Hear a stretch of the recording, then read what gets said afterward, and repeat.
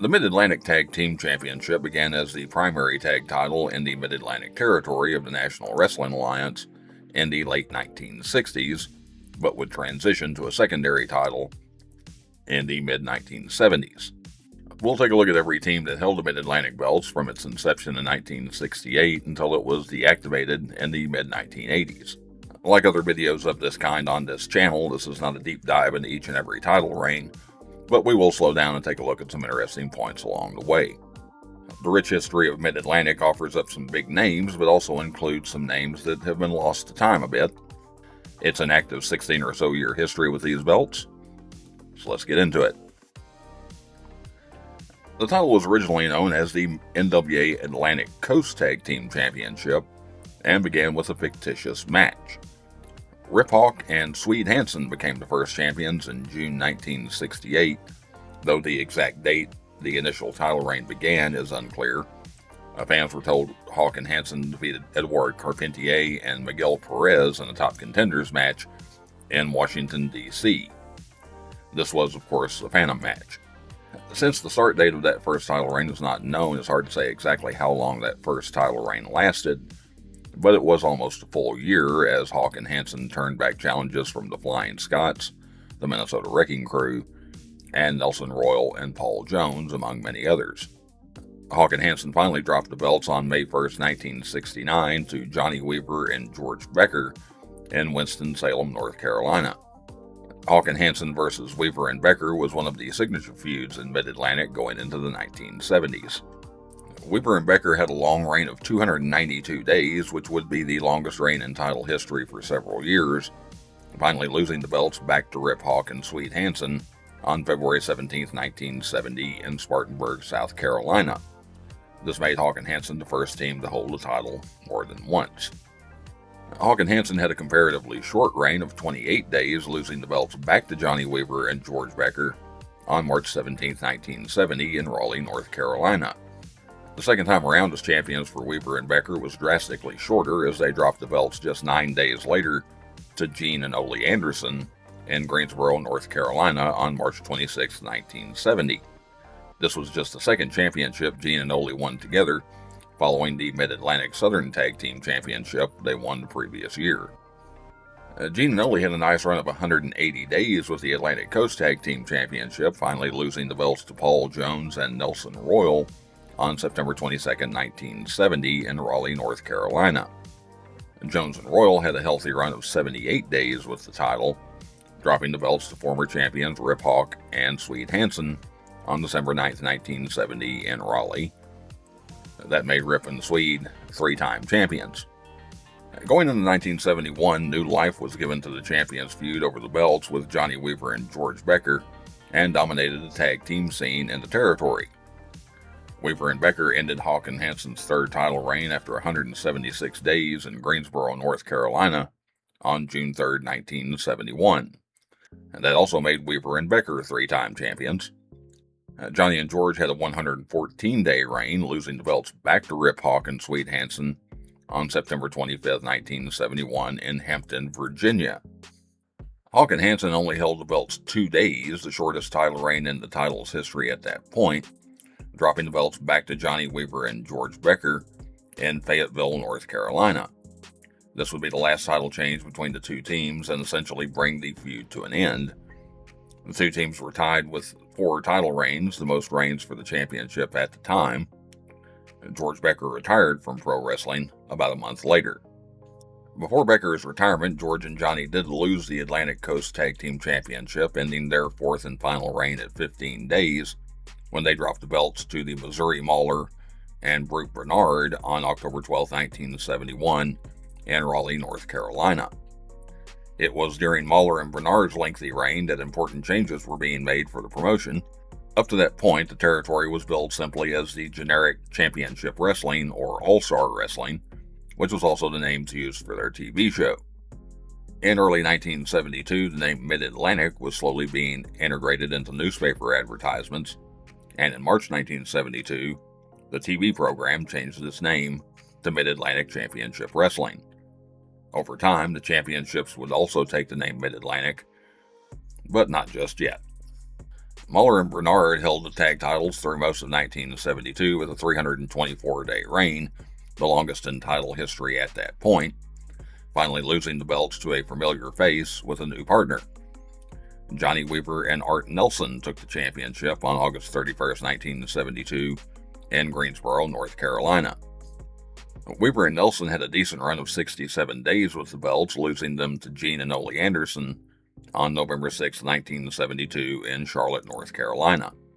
The Andersons had an unusually short reign with the tag title, losing the belts back to Johnny Weaver and Art Nelson just 7 days later on November 13, 1972, also in Charlotte.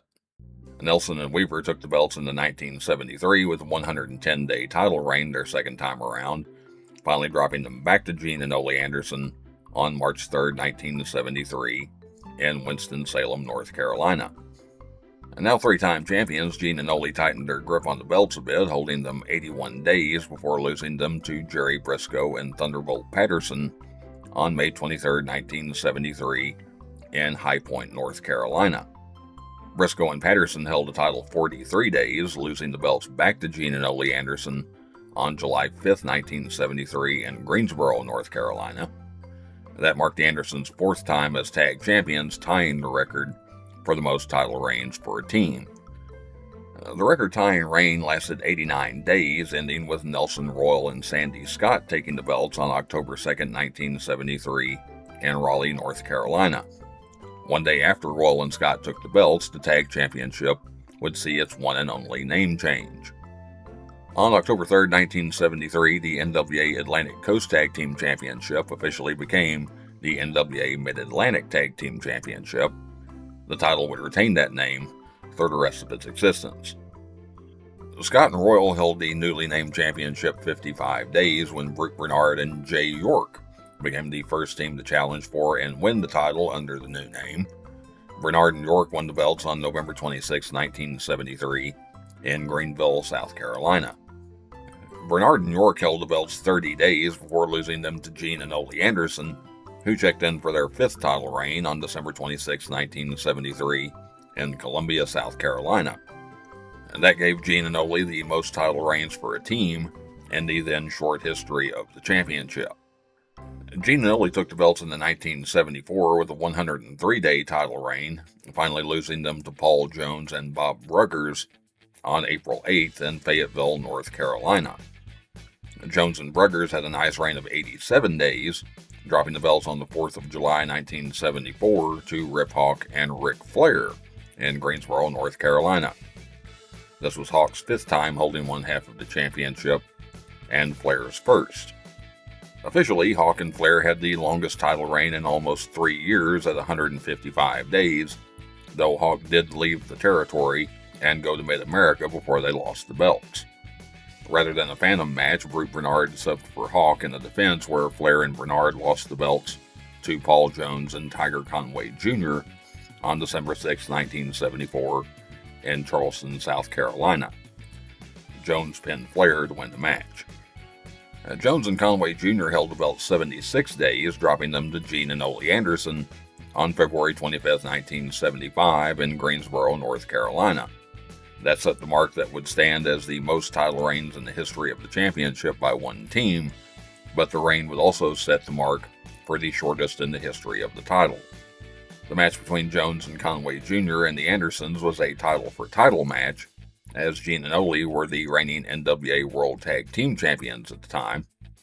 Gene and Ole immediately relinquished the Mid-Atlantic Tag Team Championship, and their sixth title reign is recognized as lasting less than 1 day.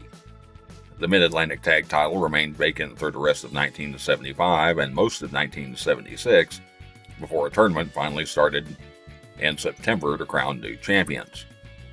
In the tournament final in Raleigh, North Carolina on November 3, 1976, Dino Bravo and Mr. Wrestling defeated Sergeant Jacques Goulet and Mike Dubois to take the tag championship and fill the vacancy.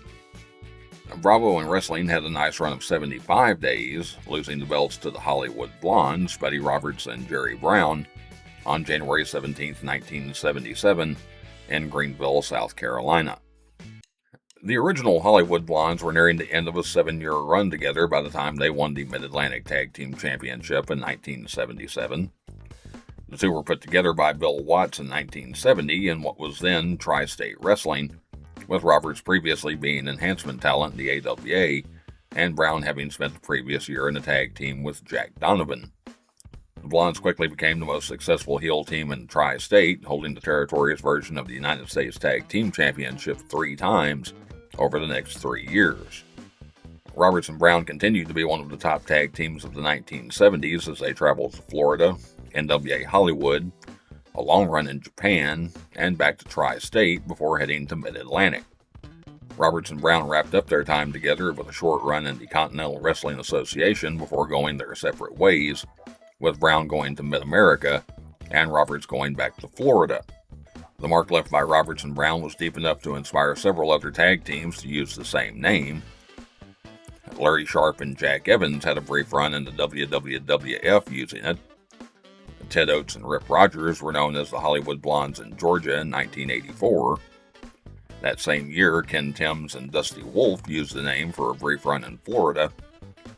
Steve Austin and Brian Pillman were the first to use the name on a more national stage in World Championship Wrestling in the early 1990s.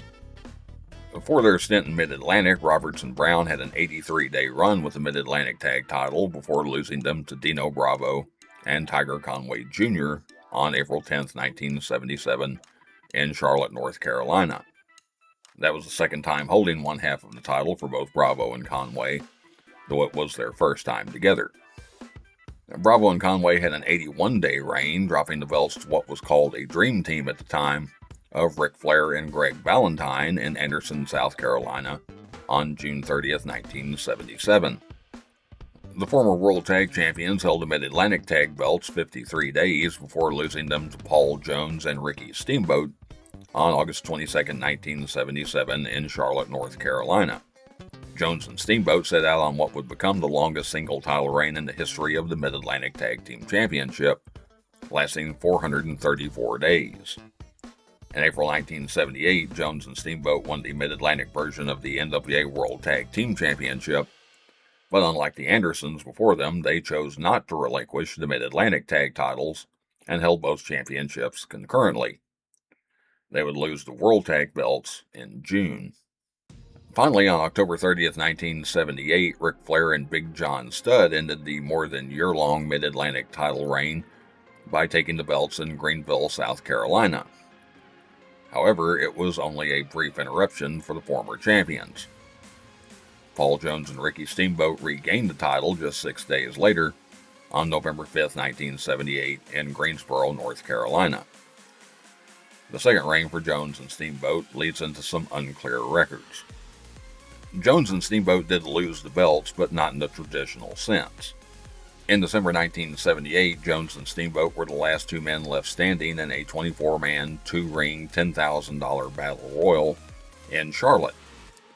Jones turned on Steamboat to win the $10,000, ending their alliance and their partnership.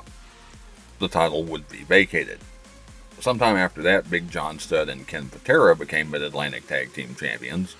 I don't know if it was supposed to be a Phantom match or a Phantom tournament where they won the titles, or if they just came out on TV and were announced as champions, and there was no elaboration. Some sources say it was in December, and others say it was in January. It's another instance of a Phantom title change being so Phantom, there isn't even a kayfabe story for it. So, sometime in late December or early January, Studd and Patera become champions. Whenever Studd and Patera won the belts, it's not much more clear when they lost them. Ricky Steamboat and Dino Bravo apparently held the championship for an uncertain amount of time in 1979, but I can't find any records where they won them or defended them. Some sources claim Steamboat and Bravo won the title in October 1979, but Bravo had already left the territory and was in the AWA at that point. However, there was an announcement that the title was vacated in August 1979 because of a Bravo injury, which happened just before he left the territory. So I'm going to say Steamboat and Bravo took the belts in early August and are forced to vacate them soon thereafter. Unfortunately, it doesn't get much easier with their successors.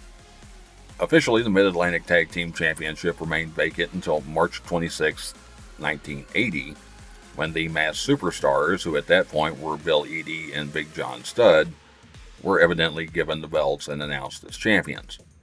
I couldn't find a picture of John Studd as Masked Superstar number 2. They made their first defense the next day against Blackjack Mulligan and Sweet Hansen, but there is no record of a tournament or top contenders match, real or fictional, where they won the belts. How long the Masked Superstars held the title is a bit up in the air. Apparently, they were stripped of the belts when Masked Superstar number 2 was unmasked and revealed to be John Studd, and Studd immediately left the territory. One source claims this happened on April 30th, 1980, but Studd was still appearing as Masked Superstar number 2 in the May of that year. I'm going with May 25th, 1980, when Studd lost the Texas Death Match against Blackjack Mulligan, which ends the tag title reign at 60 days. Thankfully, it gets a little easier to follow from there.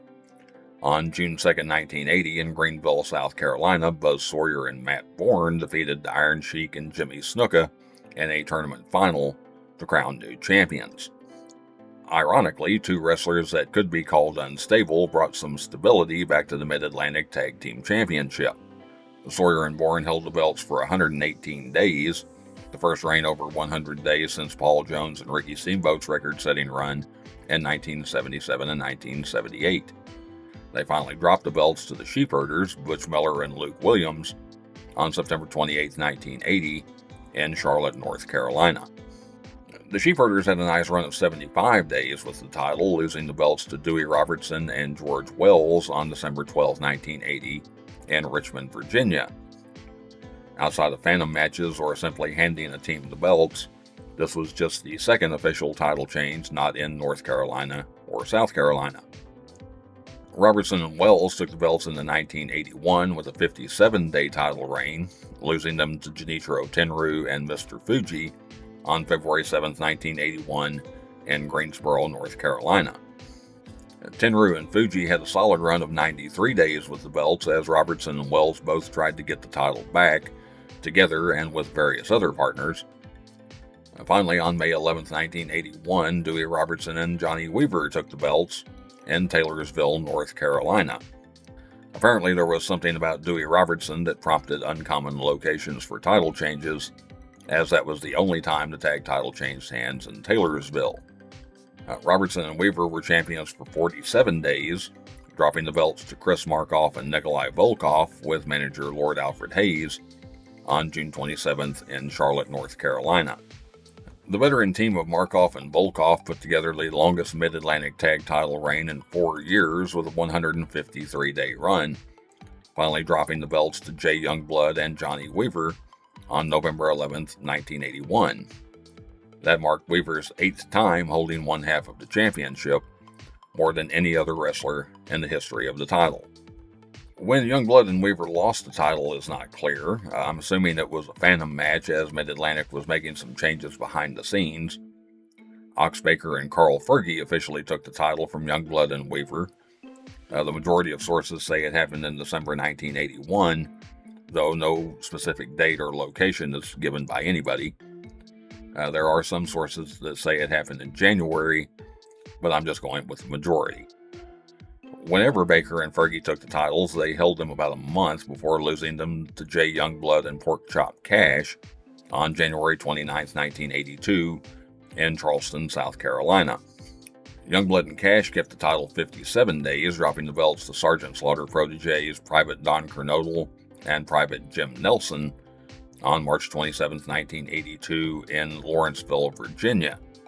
You may know Jim Nelson better as Boris Zukov, as he went in a different direction later in his career.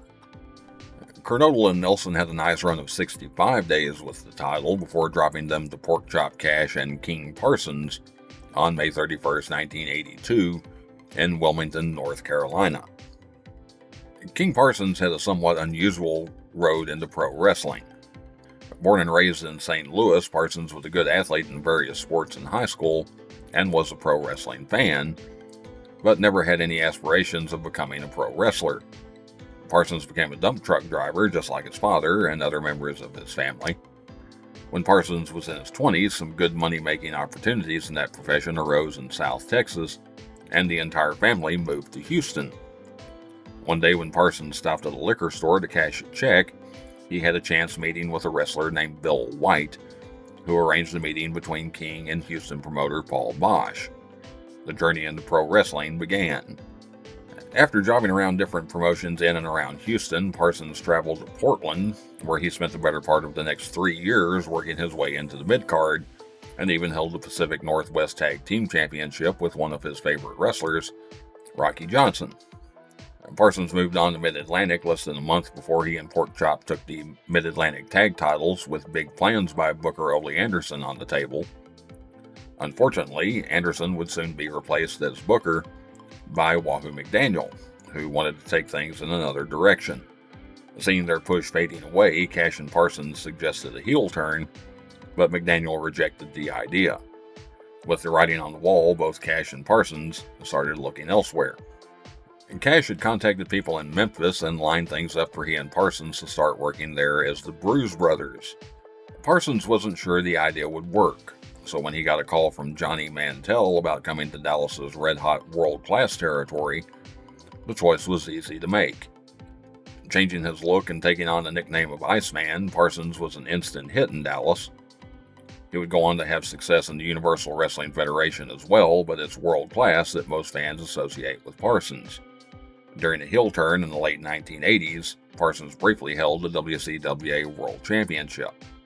All of it starting with a stop at a liquor store in Houston.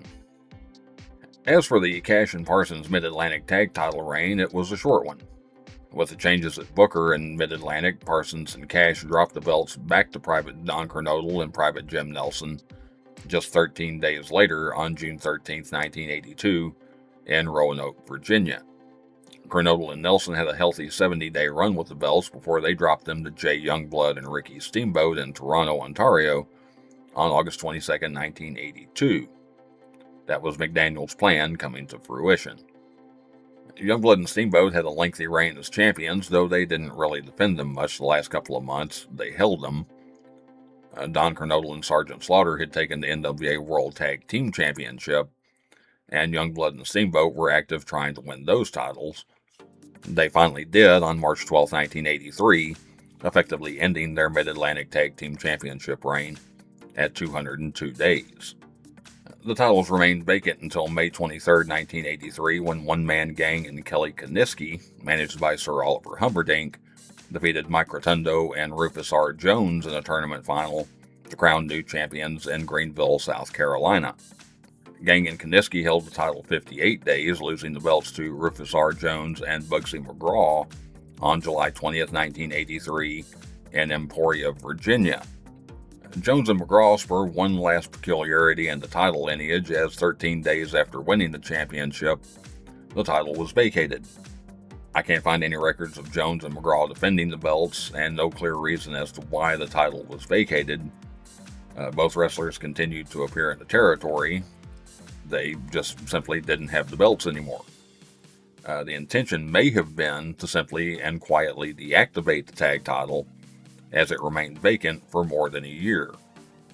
With no announcement of a tournament or top contenders match, real or fictional, on August 25, 1984, the Long Riders, consisting of Ron Bass and Black Bart, with manager James J. Dillon, were recognized as Mid-Atlantic Tag Team Champions. Bass and Bart were active in defending the title in the first several weeks, with the last reported defense I could find coming on January 19, 1985, against Denny Brown and Tommy Lane. In April 1985, Jim Crockett Promotions took over the World Championship Wrestling time slot on WTBS after purchasing it from the World Wrestling Federation. The Mid-Atlantic and Georgia territories of the NWA were merged, and the NWA United States Tag Team Championship was introduced. The Mid-Atlantic Tag Team Championship, along with Georgia's National Tag Team Championship, were both retired, with the new U.S. Tag Team Championship taking their place. And that brought something of a stumbling end to the Mid-Atlantic Tag Team Championship. Gene and Ole Anderson had the most title reigns for a team at 6, while Johnny Weaver held one half of the title more times than any other wrestler, with 8 reigns. The Mid-Atlantic Tag Team Championship was revived in 2000 as a new version of the promotion became part of the NWA at that time. It's really a different promotion and not part of the same title lineage, but I did want to mention it. There were actually several very notable names that held that version of the title. The new championship officially begins on March 17th, 2000, when Curtis Thompson and Drake Dawson, the reigning Northern Continental Tag Team Champions, are awarded the Mid-Atlantic belts. They vacated the title in September when Dawson left wrestling to work in a NASCAR pit crew. A comparatively short-lived version of the Midnight Express consisting of Bobby Eaton and Ricky Nelson won the belts in late 2002 when they defeated Road Warrior Hawk and Mad Max in a tournament final. Scott and Rick Steiner held the belts for about a month between December 2006 and January 2007. Ricky Nelson and Buff Bagwell won the championship in 2009 when they defeated David and Reed Flair in a Top Contenders match. And the Rock and Roll Express, Ricky Morton and Robert Gibson were champions on 2 different occasions in 2010. Brad Armstrong also held one half of the title with Ricky Morton later in the year. The title was retired in 2017, 7 years after the new Mid-Atlantic promotion broke away from the NWA. Alright, and that is it. Every Mid-Atlantic Tag Team Champion during the original run of the title, plus a little extra. I hope you enjoyed taking a look back at the championship. If you'd like to see more title lineage videos, you can click the playlist on the end screen or watch one of the other videos on the channel. Please like, share, comment, and subscribe, not necessarily in that order. And I will see you next time.